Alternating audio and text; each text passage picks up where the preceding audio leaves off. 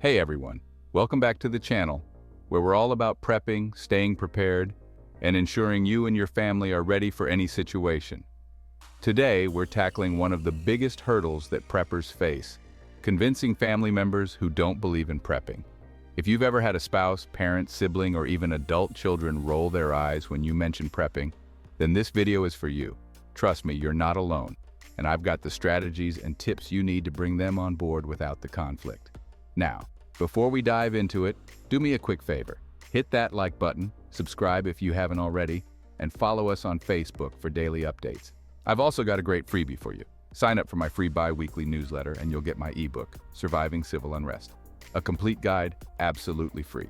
It's packed with all the information you'll need to handle chaotic situations, so make sure to sign up and get your copy. All right, let's dive into it.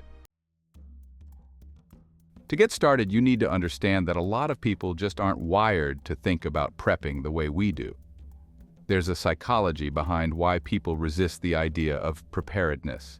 And if you can understand that, you'll have a much better chance of breaking through that resistance. The first thing you need to consider is what we call optimism bias. This is where people think, sure, bad things happen, but they won't happen to me. They believe that disasters are something that happen to other people. Maybe they've seen it on the news or heard about it, but it's never hit close to home for them. So when you try to talk about prepping, their mindset is, why should I worry about something that isn't going to happen to us? Next, we've got normalcy bias. This one's big because it's based on years of experience. People think that because their lives have always been normal, they'll continue to be normal. They've never seen a major societal breakdown, so they believe that nothing catastrophic will ever happen. This is especially true for folks who have grown up in relatively stable environments. They trust that the world is going to keep ticking along as it always has. Then we have cognitive dissonance. This is when people hold conflicting beliefs. On one hand, they know bad things happen, but on the other hand, they don't want to accept that they might need to change their behavior to prepare for it. It's uncomfortable, and instead of addressing that discomfort, they just dismiss the whole idea. And let's not forget trust in the system. A lot of people have deep faith in government systems, emergency services, or even social support networks. They believe that if something bad happens, help will come from the government, the Red Cross, or FEMA. They think, if a disaster happens, someone will take care of us. But as we know from past events like Hurricane Katrina or even the recent pandemic, relying on outside help can leave you vulnerable. So before you even try to convince your family members, you have to understand why they're resistant. It's not just because they're lazy or don't care, it's a deep psychological thing, and if you can address these beliefs, you'll have a much better chance of getting them on board. Now that you understand what's holding them back, let's talk about how to approach the conversation strategically. A lot of preppers make the mistake of jumping in too hard, too fast, throwing statistics, fear, and worst-case scenarios at their loved ones. And while it's tempting to try to wake them up with the facts, that strategy usually backfires. You want to ease into it with a more practical, approachable tone. The first thing you want to do is use realistic scenarios. Instead of saying, what if society collapses and we're left to fend for ourselves, which can be overwhelming and scary, bring it down to a level they can relate to. Talk about local emergencies or natural disasters they've experienced before. Maybe your area has had power outages, hurricanes, or wildfires. You can say, hey, remember when we lost power for 3 days last winter? Wouldn't it have been great if we had extra food and a way to cook when the power was out? That way you're speaking from experience, not theory. Another great approach is to talk about prepping like it's insurance. Everyone understands the need for insurance, right? We pay for car insurance, health insurance, home insurance. Not because we expect something bad to happen, but because it's there to protect us just in case. Prepping is the same thing. You're not living in fear of a disaster. You're just making sure you have a plan in place if something goes wrong. Here's another point. Don't forget to highlight the cross benefits of prepping. Prepping isn't just about preparing for some catastrophic event.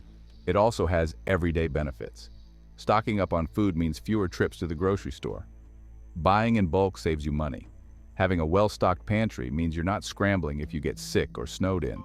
Prepping isn't just about survival. It's about making your life easier, more efficient, and more self-sufficient.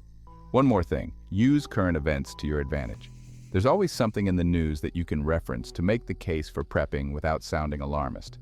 Whether it's a natural disaster, a supply chain disruption, or rising inflation, use these events to show your family that prepping is simply smart planning, not over-the-top paranoia.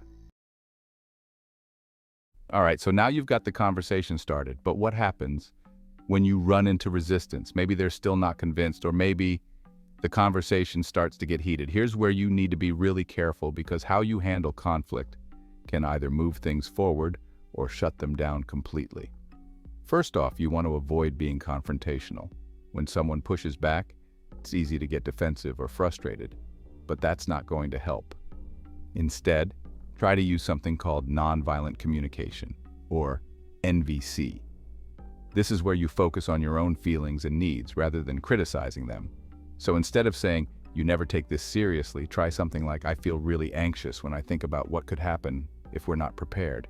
It would mean a lot to me if we could put some plans in place." You're expressing your concerns in a way that doesn't put them on the defensive. Another great strategy is to use the mirroring technique.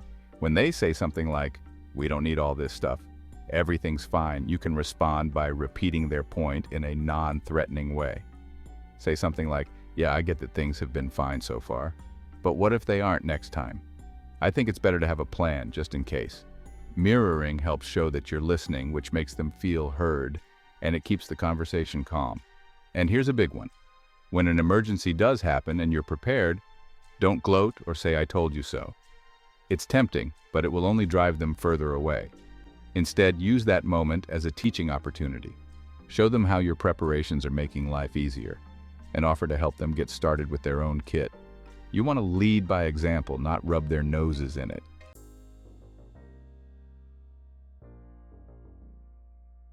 Once you've got the conversation going and things are moving in the right direction, it's time to take action. But you've got to start small. A lot of times, family members are overwhelmed by the idea of prepping because they think it means stocking up on 5 years of food, building a bunker, or learning how to live off the grid. But that's not where they need to start. One of the best ways to ease them into it is to suggest putting together a 72-hour emergency kit. This is something that everyone should have, and it's not overwhelming or expensive. You can say, "Hey, let's just start with a basic kit that will get us through the first 3 days of an emergency. We'll need some water, non-perishable food, a flashlight, and a first aid kit.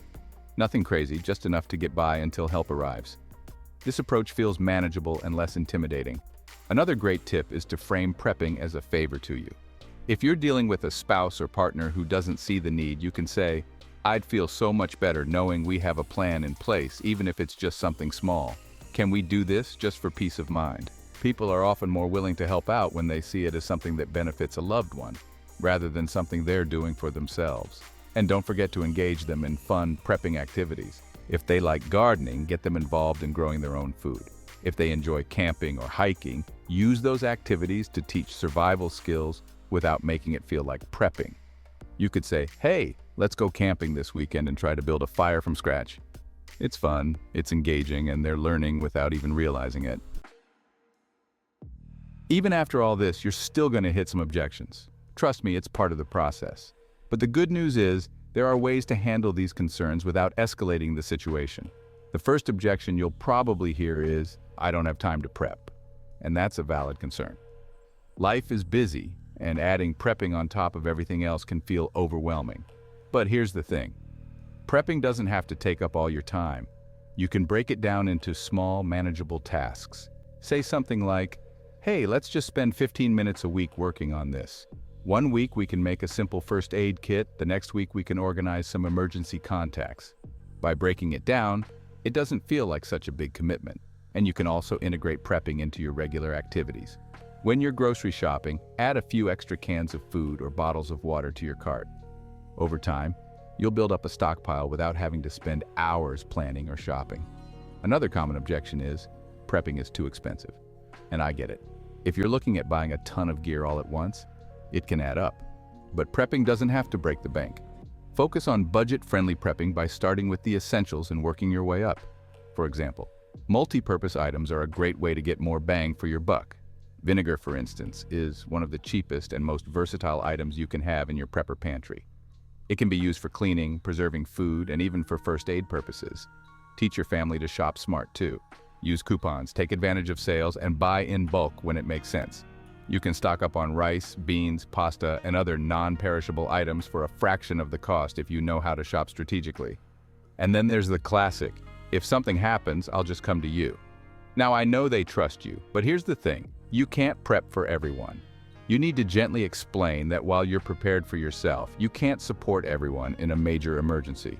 You can say, look, I've got my supplies, but I won't have enough for everyone if things get bad. I need you to take care of your own basics. To really drive the point home, create a visual aid, like a pie chart, that shows how much you've prepped for yourself versus how much it would take to prep for additional people. Sometimes seeing it laid out visually helps people understand the limits. Building long-term buy-in, integrating prepping into daily life. Okay, now that they're starting to get involved, the goal is to make prepping part of their regular life. You don't want it to feel like a special project that gets set aside. You want it to be a natural part of their routine. One of the best ways to do this is by gradually introducing more complex prepping concepts. Start with the basics, like a 72-hour kit, and once they're comfortable with that, suggest they build up to a 1-month food supply. You can say, hey, why don't we add a little more to our stockpile each time we go shopping, so we have enough food to last us for a month. That way, we won't have to panic if there's a shortage or emergency. Another great way to integrate prepping into daily life is by framing it as self-care. Prepping isn't just about survival. It's about taking care of yourself and your family. Having extra hygiene supplies, medications, or comfort items on hand isn't just smart. It improves your quality of life. You can say, hey, wouldn't it be nice to have extra toilet paper, soap, and shampoo so we don't have to run to the store every week? It's prepping, but they won't even realize it. Some people might not want to be labeled as a prepper, but that's okay. That's where stealth prepping comes in. You can show them how to store emergency supplies in a way that doesn't make them feel like they're going overboard. For example, use decorative storage containers that blend in with your home decor, or store supplies under the bed where they're out of sight. This makes it easier for them to get on board without feeling like they're becoming a prepper. Advanced engagement making, prepping a lifestyle. Once they're comfortable with prepping and starting to see the benefits, you can take things to the next level by making it part of their lifestyle. One way to do this is by gamifying prepping. Turning it into a game or a challenge can make it more engaging and fun. You can set up a point system where family members earn points for completing specific prepping tasks, like building a bug-out bag or practicing fire-starting techniques. You can even hold friendly competitions, like who can set up a tent the fastest or who can start a fire with just a few tools. Another great way to engage them is by tailoring prepping to their interests. If they love cooking, introduce them to food preservation techniques like canning, dehydrating, or fermenting. If they're into technology, show them the latest solar-powered gadgets or off-grid communication devices. By connecting prepping with things they're already interested in, you make it more appealing and less of a chore. Don't forget about financial prepping either. This is a big one for people who are concerned about their finances. Prepping can actually help them feel more secure financially by setting up an emergency fund, cutting down debt, and even investing in tangible assets like silver or long-term goods. You can say prepping isn't just about stuff, it's about financial peace of mind. It's about knowing you have a backup plan if things go wrong. Tools, resources, and recommendations. Before we wrap up, let me share some tools and resources that can make prepping easier for your family. There are a ton of great prepping apps out there that can help you track your supplies, organize your plans, and even provide real-time emergency alerts. One of my favorites is My Prepping Supplies. It's an easy way to keep track of what you have in stock and what you still need to get. And for emergency alerts, make sure they download a reliable app like NOAA Weather so they can receive early warnings about severe weather, disasters, and more.